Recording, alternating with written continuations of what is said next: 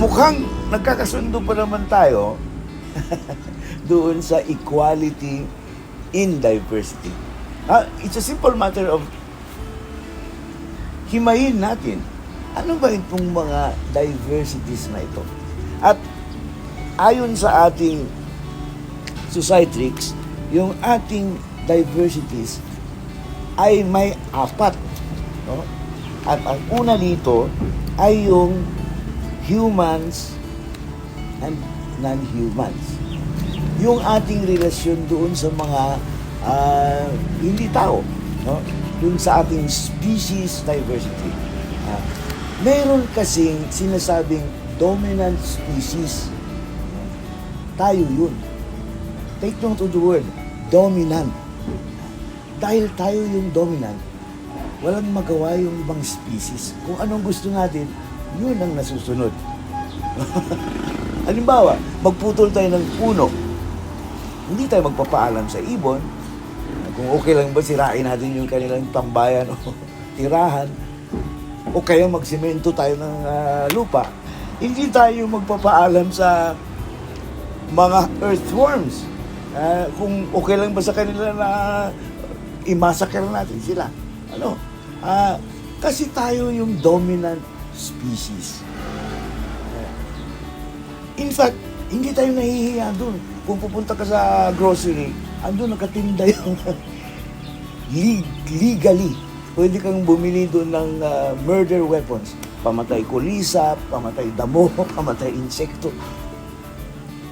We are such a murderous species. Ayon sa mga siyentipiko, yung fossil record, yung background extinction rate, yung kumbaga yung average rate over thousands of years, 1 species per million per year lamang. Until dumating ang mga tao. Hindi lang ito dumoble o pag-triple o quadruple.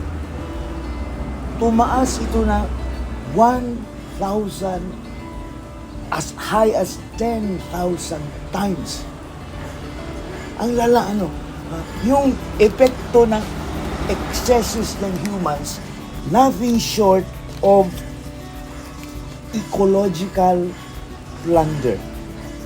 Yung pananalakay natin, yung pandarambong natin sa ating kapaligiran.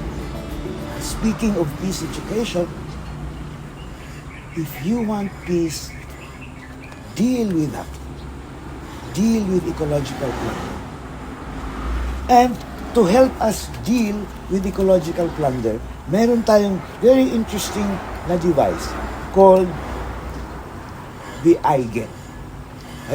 Maglaro tayo, bubuuhin natin.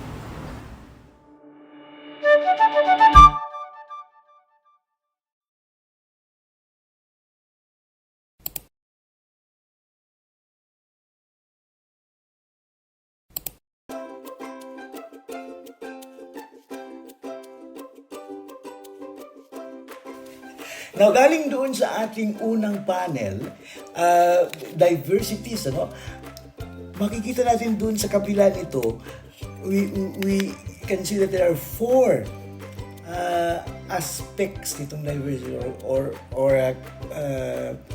elements itong ating diversities. Humans and non-humans, peoples and persons, haves and have-nots, and gods and ideologies.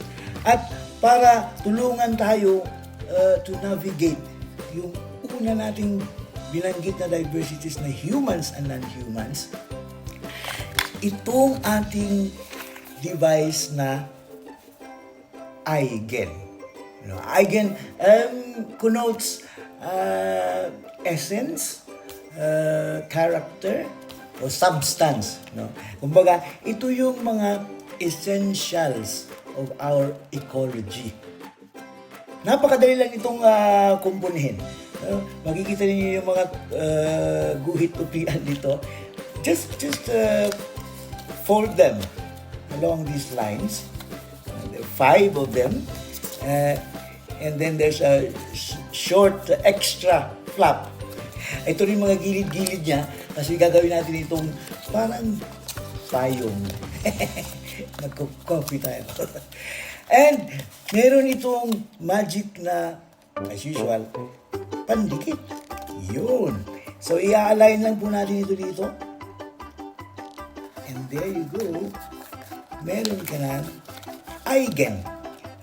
At pag nabuo mo itong eigen, pwede mo siyang ipatong dito sa pyro. Tadaan!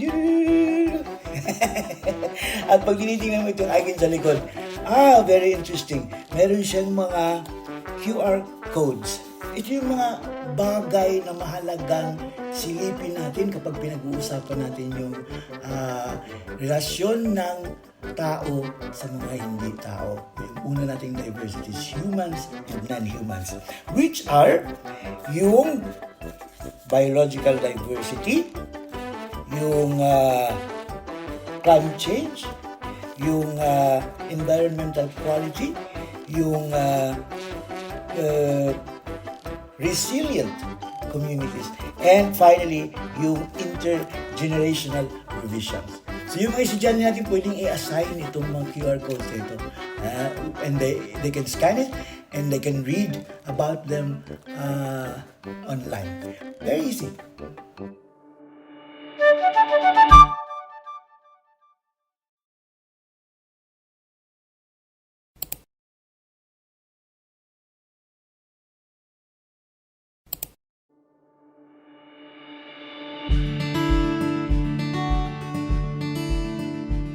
Alright. Now, just like in any other endeavor, it helps to have a motivation. Yung aking mga religious friends, faith-based groups, yung looking after creation, tingin nila is their way of honoring the Creator. That works. Besides, ating faith is a human right. Yun namang iba kong friends, I think they're what you can probably call deep ecologists, creator or no creator. Mahalaga sa kanila the whole idea of being. And it's important that we respect and appreciate and solidarity with all forms of beings. That should work as well. Doon naman sa mga mababaw lang ang kaligayahan na katulad ko, kasi tayo din ang mapipinsala pag hindi natin inaaruga ang kalikasan. Dumadalas yung ating baha dahil sa nalalagas yung mga kagubatan at yung mga epidemic, mga pandemya. They get to trace it doon sa ating pananalakay sa kalikasan. So,